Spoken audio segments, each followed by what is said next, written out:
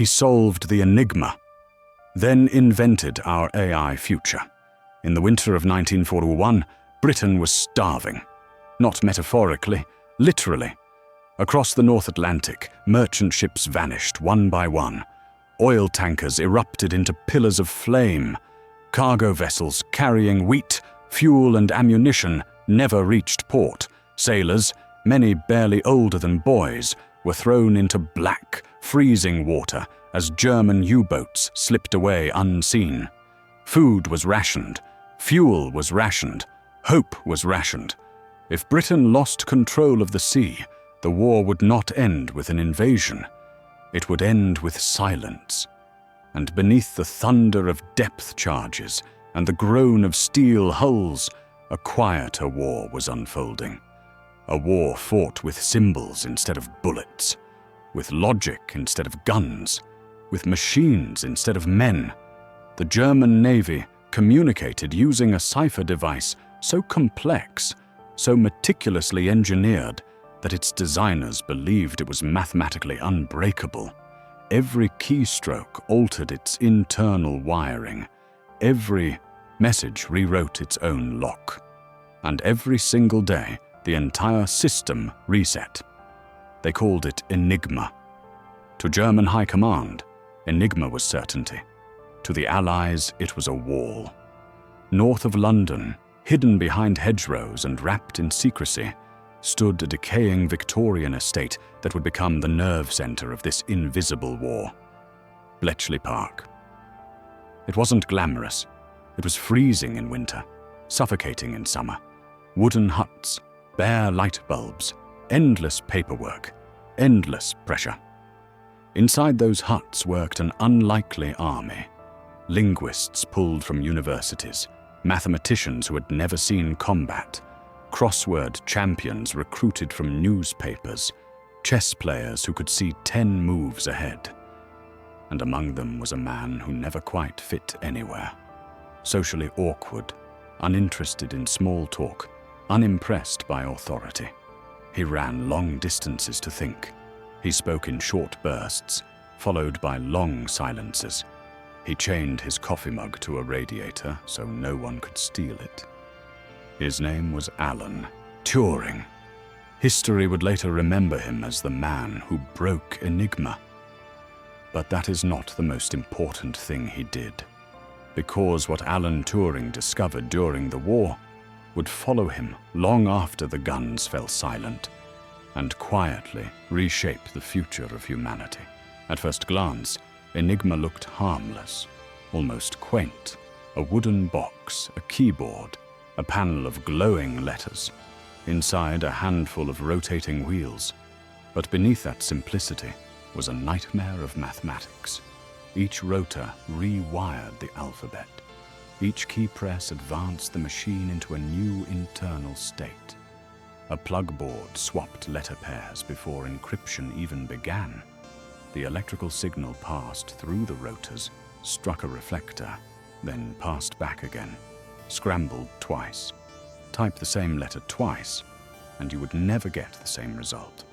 Change a single rotor position, and the entire encryption universe shifted. The number of possible configurations wasn't just large, it was astronomical. More than 10 trillion possibilities. More combinations than there were atoms in the observable universe. Trying to break Enigma by hand wasn't just difficult. It was impossible. And yet, Enigma had a weakness.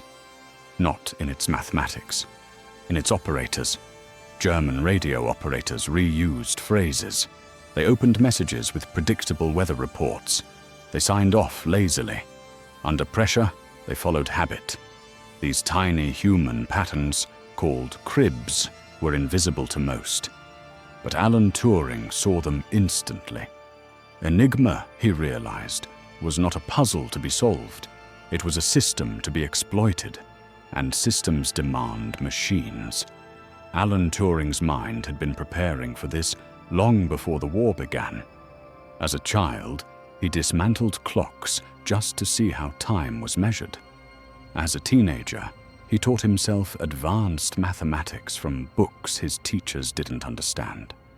At Cambridge, he baffled professors by refusing to approach problems the proper way. He didn't start with tradition, he started with first principles.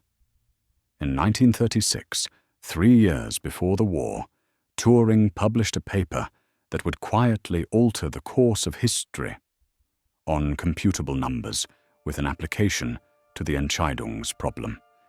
The Entscheidungs problem asked a deceptively simple question. Is there a mechanical process that can determine whether any mathematical statement is provable?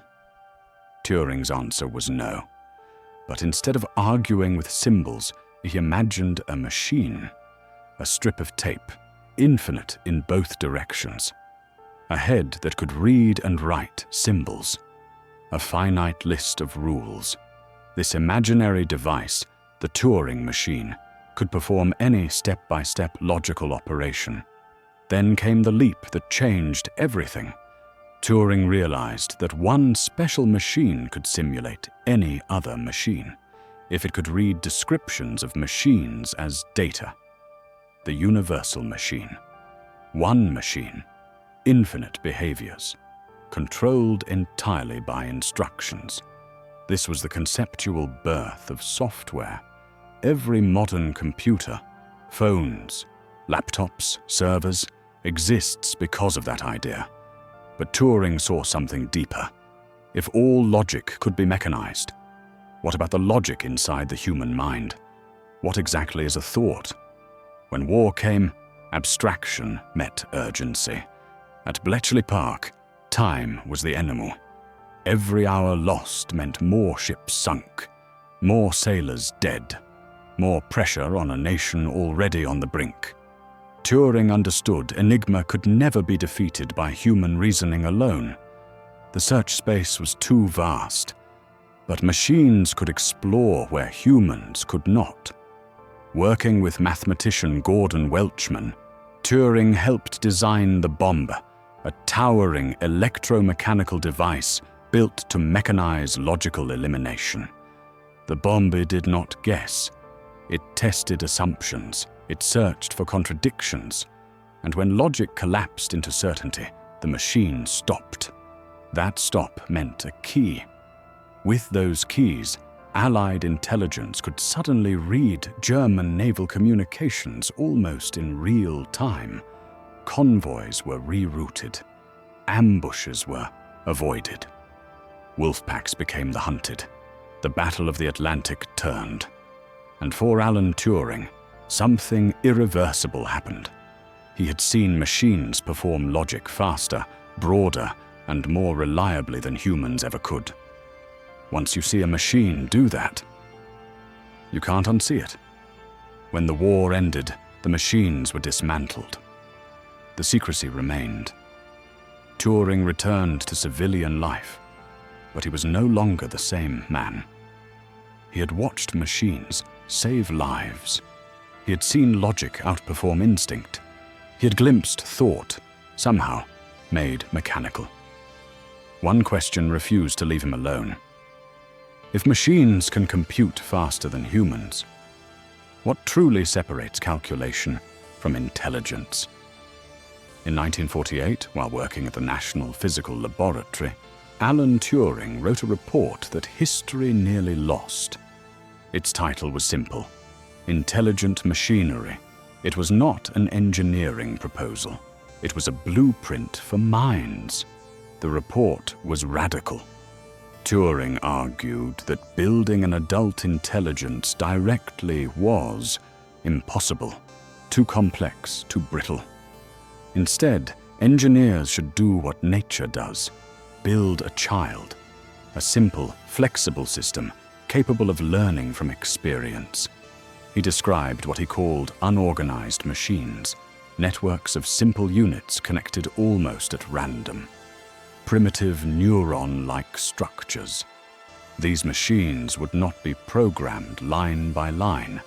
They would be trained. Correct behavior would strengthen connections. Errors would weaken them. Structure would emerge from chaos.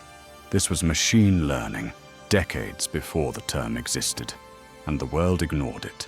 The report was shelved, unpublished, forgotten. The blueprint for artificial intelligence sat in a filing cabinet. The report sat there, thin, quiet, almost unassuming. Intelligent machinery. No grand announcement, no press conference, no sense that history was about to be written. It was filed away. And in that cabinet, something extraordinary went dormant.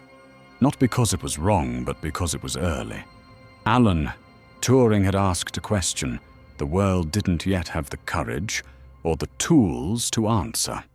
Turing believed the greatest mistake engineers could make was trying to build intelligence the way we build machines, rigid, complete, final. Nature doesn't work that way. A newborn doesn't arrive knowing language, physics, or morality. A child arrives unfinished, flexible, shapeable, capable of learning. So Turing proposed something radical. Don't build an adult mind. Build a child.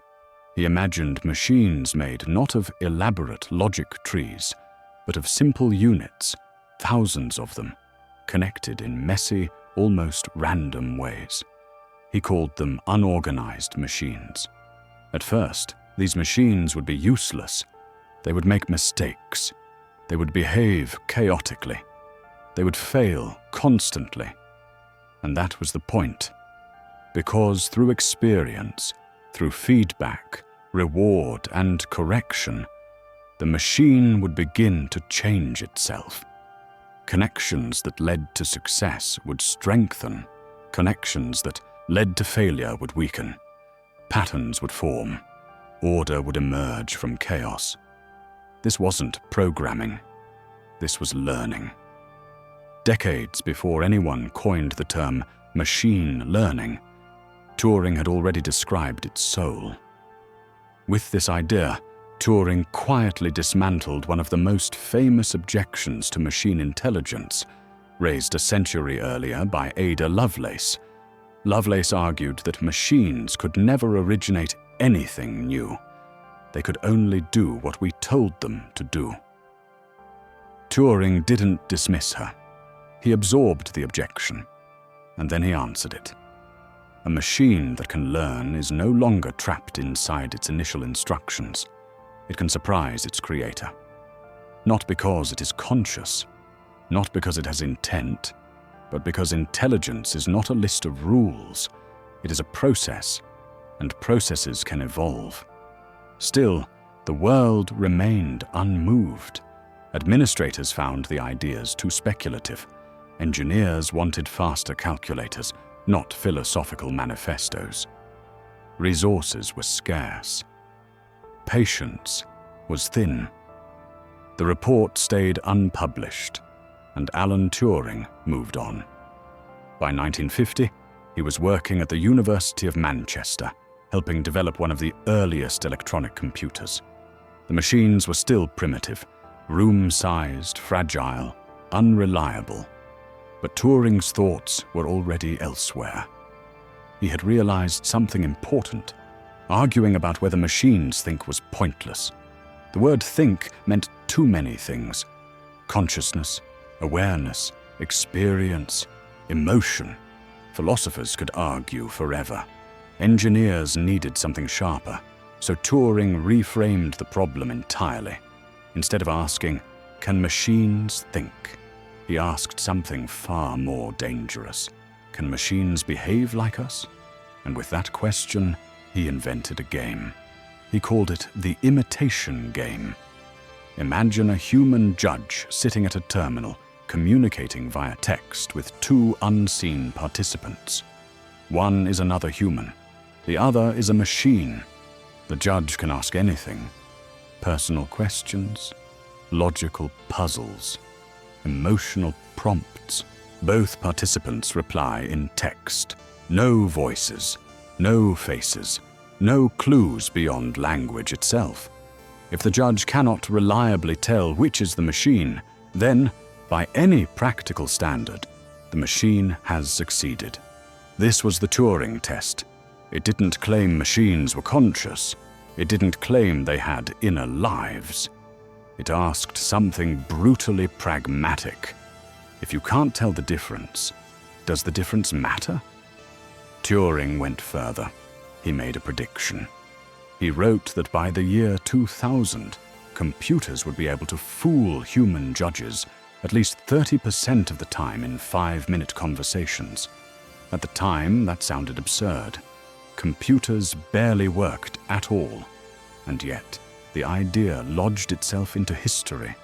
A measuring stick, a challenge, a line in the sand.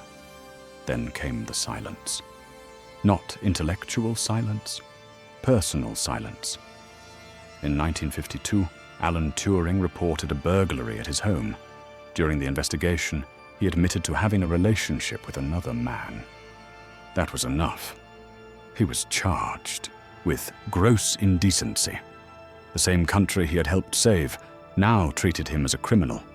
The court offered him a choice: prison or chemical castration. Turing chose the latter. For a year, he was subjected to forced hormonal treatment. His body changed. His mind slowed. His security clearance was revoked. His access to sensitive research was cut off.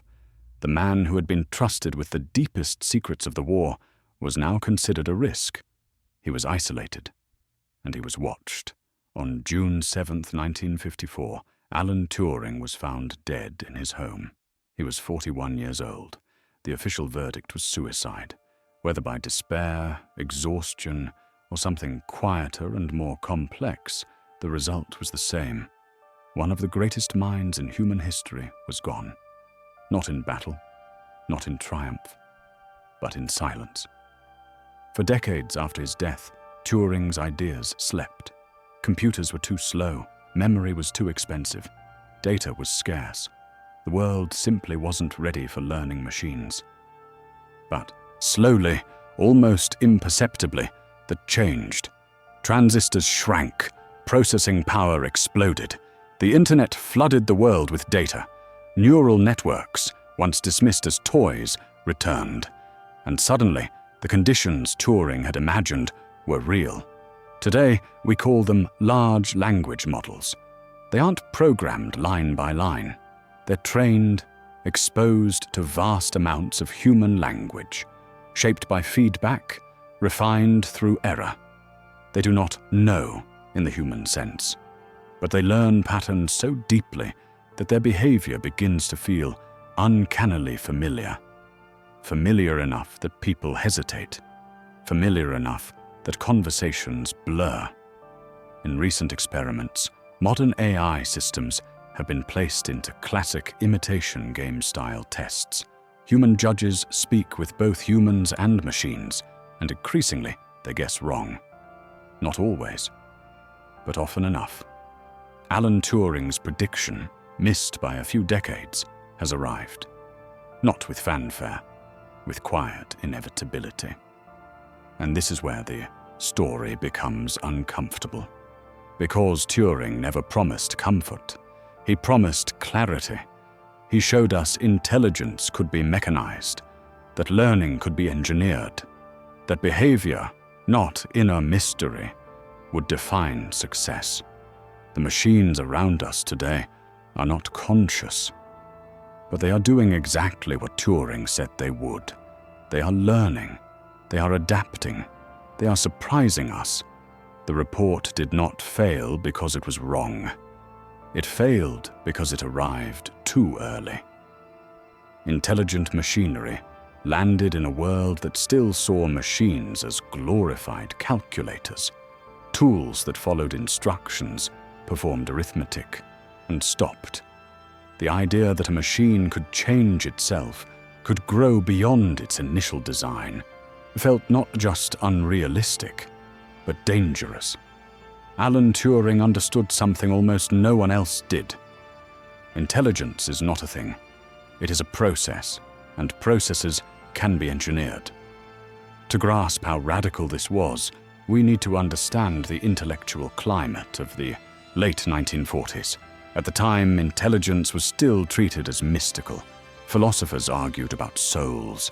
Psychologists debated behavior versus inner experience. Engineers focused on hardware, wires, switches, vacuum tubes. No one was building systems meant to evolve. Except Turing. When he described unorganized machines, he was choosing language that made people uneasy. Unorganized, messy, chaotic. It clashed with classical engineering, which prized control, predictability, precision. Engineers wanted systems that behaved exactly as expected every time. Turing wanted machines that started wrong, because in nature, intelligence doesn't emerge from perfection. It emerges from correction. Turing imagined thousands, eventually millions, of simple units connected together. Each unit did almost nothing. It passed signals, it responded to inputs, it activated or remained silent. On their own, they were useless. But together they formed something new, a system capable of adaptation. He proposed training them the way children are trained, not with explicit instructions, with feedback. Reward correct behavior, punish incorrect behavior. Let structure reorganize itself. Today that sounds obvious. In 1948, it sounded like heresy. Most engineers believed intelligence required explicit logic. You tell a machine exactly what to do in every possible situation. Turing saw that was impossible. No human mind works that way. You weren't programmed to recognize a face. You learned. You weren't programmed to speak. You learned. You weren't programmed to reason. You learned. Learning was the secret. This is why Ada Lovelace's objection mattered so deeply. Lovelace wrote that machines have no pretensions whatever to originate anything. She was right, for the machines of her time. But Turing wasn't building machines that followed orders. He was building machines that formed habits. Habits are not rules. They are tendencies, patterns reinforced over time. And patterns layered deeply enough begin to look like understanding. Turing did not claim machines would feel emotions. He did not claim they would have consciousness. He made a more dangerous claim, that the behavioral gap between humans and machines could disappear. And once it did, the distinction itself would start to feel meaningless. This realization led directly to the imitation game. Turing was tired of philosophical stalemates. Debates about consciousness went nowhere, because no one could agree on definitions. So he removed the question. He replaced it with measurement. If a machine can use language the way we do, if it can reason, joke, argue, persuade, if it can do all of that well enough that another human cannot tell the difference, then for all practical purposes, it is intelligent. Not because it possesses some inner spark, but because intelligence is something we recognize through interaction. This wasn't an attempt to cheapen intelligence. It was an attempt to make it testable. When Turing published Computing Machinery and Intelligence in 1950, the reaction was mixed. Some dismissed it as speculation. Others mocked it outright. A few, very few, understood what he was really doing. He was setting a trap, because once you accept the Turing test as meaningful, you're forced to confront an uncomfortable truth. There is no clear line where intelligence begins. There is only increasing competence, and competence scales. At the time, computers were laughably weak. They filled rooms. They failed constantly. They required teams to maintain. But Turing wasn't designing for his present.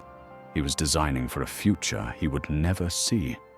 Then the world took everything from him. In 1952, the machinery of the state turned against its greatest engineer of thought. The same society that trusted him with wartime secrets treated his private life as a threat. His arrest wasn't dramatic, no spectacle, just paperwork, forms, procedures, the cold efficiency of bureaucracy. The punishment wasn't only physical, it was intellectual exile. His security clearance was revoked, his access to research restricted, his credibility quietly eroded. The world didn't burn his books, it simply stopped listening. That is the haunting part of Turing's story. Not that he died young, that he died unheard. For years after his death, his ideas existed only as footnotes, mentioned, cited, rarely understood. The future he imagined required conditions that did not yet exist. But history catches up to ideas. The transistor replaced the vacuum tube. Integrated circuits replaced transistors. Microprocessors replaced entire rooms. Computing power exploded. Storage became cheap. And then something even more important happened. The world digitized itself. Language, images, books, conversations, thought, all became data. And suddenly, Turing's child machines had something to learn from. Neural networks, once dismissed as toys, returned with vengeance. Layer upon layer of artificial neurons, millions, then billions. Patterns learned not because they were programmed, but because they were exposed. Large language models didn't memorize sentences. They absorbed structure, they learned probability, they internalized grammar, logic, and style, not explicitly, but implicitly. Just as Turing predicted. Today, when people speak to AI systems and feel unsettled, they're not reacting to consciousness, they're reacting to competence. And competence, scaled high enough, feels like mind. This isn't science fiction. This isn't philosophy. This is engineering catching up to an idea written in 1948. Alan Turing never lived to see it, but he understood it better than almost anyone alive today. The most unsettling thing about Turing's ideas isn't how radical they were. It's how inevitable they now seem. Once you remove mysticism from intelligence, once you stop treating thought as sacred and untouchable, what remains is structure, feedback, and time. Learning systems, adaptive behavior, pattern formation. Turing saw this before the world had the language to describe it, and that created a problem, one that still hasn't gone away. For centuries, humanity comforted itself with a hierarchy. Animals react. Humans reason. Machines obey. Each category felt safely separated from the next. Turing collapsed that hierarchy, not by claiming machines were human, but by showing that the behaviors we associate with intelligence do not require mysticism. They require sufficient complexity, sufficient feedback, and sufficient opportunity to learn. In other words, intelligence was not a gift. It was an outcome. That terrified people, not because it was wrong, but because of what it implied. If intelligence can be engineered, then humans aren't unique because of what we are, but because of how we came to be. Turing never framed this as a threat. He framed it as clarity. But clarity has consequences. In the decades after Turing's death, computer science fractured into competing visions. One camp believed intelligence could be built through explicit rules, symbolic logic, carefully crafted if-then statements. That approach dominated early AI. The other camp, smaller, quieter, often dismissed, believed intelligence would emerge from statistical learning, pattern recognition, feedback loops. This second camp was closer to Turing, but for decades it failed. Computers were too slow, data too limited, math too expensive. Critics declared learning-based AI a dead end. They were wrong. They were early. By the late 20th century, something changed. Not philosophically. Technologically. Moore's law held. Processing power doubled. Memory became cheap. And then the most important shift occurred. Human behavior itself became digital. Every search query, every email, every comment, every conversation. Human thought left traces, and suddenly machines had something unprecedented to learn from. This was the missing ingredient in Turing's vision. Not better algorithms, not smarter engineers. Experience. Modern AI systems don't learn because they're intelligent. They become intelligent because they're exposed. Exposed to language. Exposed to reasoning. Exposed to contradiction and correction. They don't understand the world the way humans do, but they understand patterns of human understanding. And that distinction matters less than we'd like to admit. When people say modern AI feels unsettling, they're not reacting to consciousness. They're reacting to familiarity. The systems speak in our idioms. They reason in our structures. They make mistakes the way we do. This isn't coincidence, it's convergence. Turing predicted this convergence without ever seeing a transistor.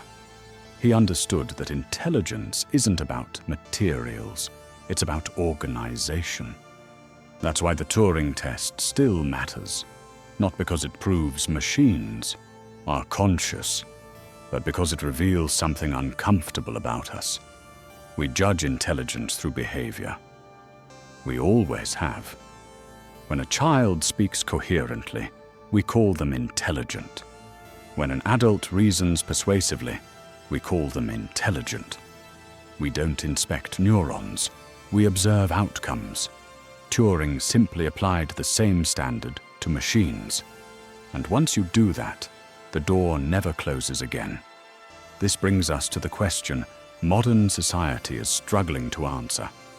Not can machines think, but what happens when machines become competent enough to replace human judgment? This is where fear enters the story. Not fear of rebellion, not fear of sentience, fear of displacement. Turing never imagined machines overthrowing humanity. He imagined machines quietly outperforming us in specific domains, which is far more dangerous. When machines calculate faster, we accept it. When machines store more information, we celebrate it. But when machines reason, persuade, or create, we hesitate, because those abilities feel tied to identity. And history shows something consistent. Whenever machines outperform humans in a domain, we redefine what it means to be human. We move the goalposts. Chess was once a pinnacle of intelligence. Then machines mastered it. So we said intelligence wasn't about chess. Go was once considered intuition itself. Then machines mastered it. So we said intelligence wasn't about intuition. Language was once the final barrier. Now that barrier is eroding. And once again, we hesitate. Turing anticipated this reaction. That's why he avoided claims about consciousness. He knew that if he tied machine intelligence to inner experience, the debate would never end. So he tied it to performance. And performance, eventually, wins. This is the part of the story most people misunderstand. Turing wasn't trying to diminish humanity. He was trying to understand it. He believed that by studying intelligence mechanistically, we could learn something profound about ourselves, about learning, about creativity, about limitation. Instead, society punished him, not for his ideas, but for who he was. There is tragic symmetry in that. The man who revealed intelligence as a system was destroyed by a system incapable of learning. For decades, Britain refused to acknowledge its mistake. Turing's conviction stood. His reputation remained incomplete. His contributions were classified, buried, misunderstood. Not until 2009 did the British government formally apologize. Not until 2013 was he posthumously pardoned, nearly 60 years after his death. By then, the world he imagined was already unfolding. Today, debates rage about AI ethics, alignment, and safety. But almost all of them trace back to questions Turing already asked. How do we train learning systems responsibly? How do we evaluate intelligence fairly? What responsibilities do creators bear when their creations adapt beyond expectation? Turing didn't offer easy answers. He offered frameworks, and frameworks endure. We are now living inside the experiment he designed, a world where intelligence is no longer exclusively biological, a world where learning machines shape decisions, culture, and knowledge, a world where behavior, not essence, defines intelligence. The question is no longer whether Turing was right. He was. The question is whether we are ready to accept the consequences. Because the most unsettling part of Alan Turing's legacy is not that machines can learn. It's that once intelligence becomes a process, it no longer belongs to us alone. The irony is impossible to ignore. Alan Turing spent his life trying to explain how intelligence works, how learning emerges from structure, feedback, and time. And yet the society around him proved incapable of learning from its own mistakes. To understand what happened next, we have to stop thinking of Alan Turing as a symbol and return to him as a person. Not the genius, not the martyr, the man. Alan Turing did not fit comfortably into the world he lived in.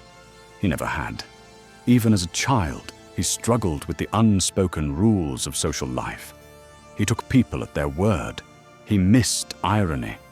He cared little for status, tradition, hierarchy.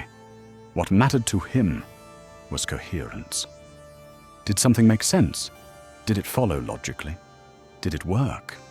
If the answer was yes, he accepted it. If the answer was no, he ignored it, no matter how long others had accepted it. This made him brilliant. It also made him vulnerable. In academic circles, eccentricity could be tolerated. In wartime, it could be exploited. But in peacetime Britain, conformity was currency, and Turing had none. He dressed oddly. He spoke bluntly. He showed little interest in conventional masculinity. And he was openly, sometimes naively, honest. That honesty would destroy him.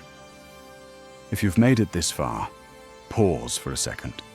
Because everything we've talked about, Enigma, intelligence, learning machines, the fear they trigger leads to one unavoidable truth. We are no longer talking about the future. We are living inside it. If you value long-form stories like this, stories that don't just explain what technology does, but why it changes us, subscribe now. Because what comes next isn't about machines anymore. It's about us.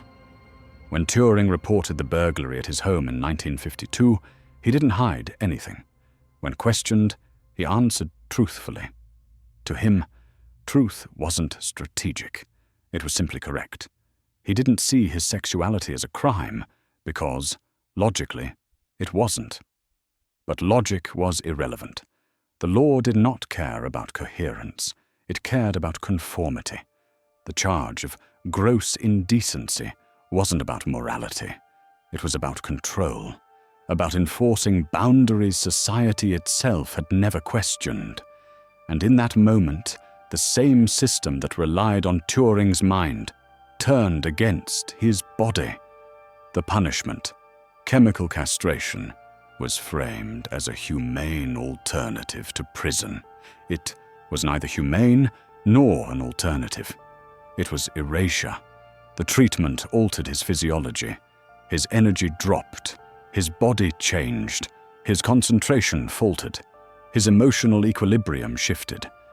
For a mind that lived on clarity, it was torture. Even worse was the professional isolation. His security clearance was revoked. He was no longer trusted. The man who cracked Enigma became a liability, not because of anything he had done, but because of who he was. There is a quiet cruelty in that kind of punishment. No public execution, no dramatic fall, just exclusion. The slow closing of doors, the sense that the future you were building no longer wants you. Turing continued to work. He continued to think. But the momentum was gone. The world had moved on without him. This is where many retellings stop, with tragedy, injustice, loss. But for our story, this isn't the end, it's the pivot. Because Turing's death didn't end his ideas, it removed their author. And ideas, once freed from their creators, grow in strange ways. After Turing's death, the field of artificial intelligence didn't follow his vision. At first, it went the other way. Researchers doubled down on symbolic logic, rule-based systems, explicit reasoning trees.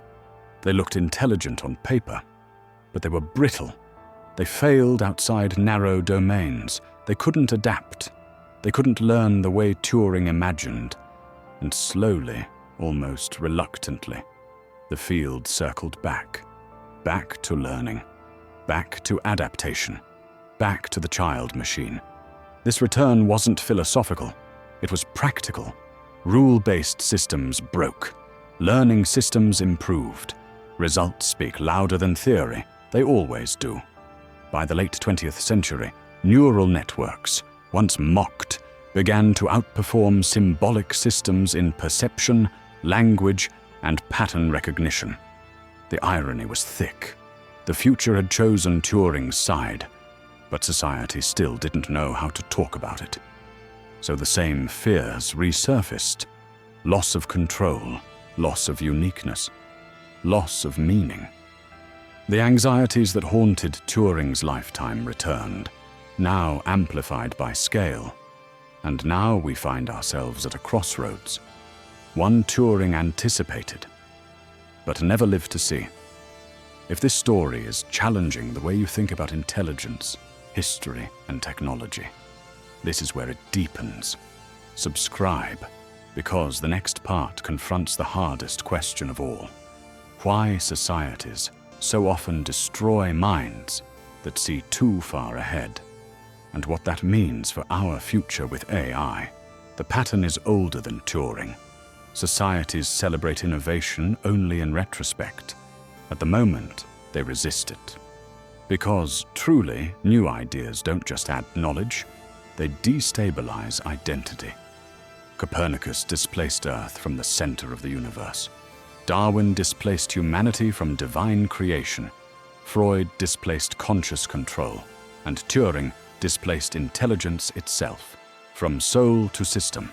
Each time the reaction is the same: denial, mockery, fear, control. The danger was never that machines would become too intelligent. The danger was that humans would discover they were less special than they believed.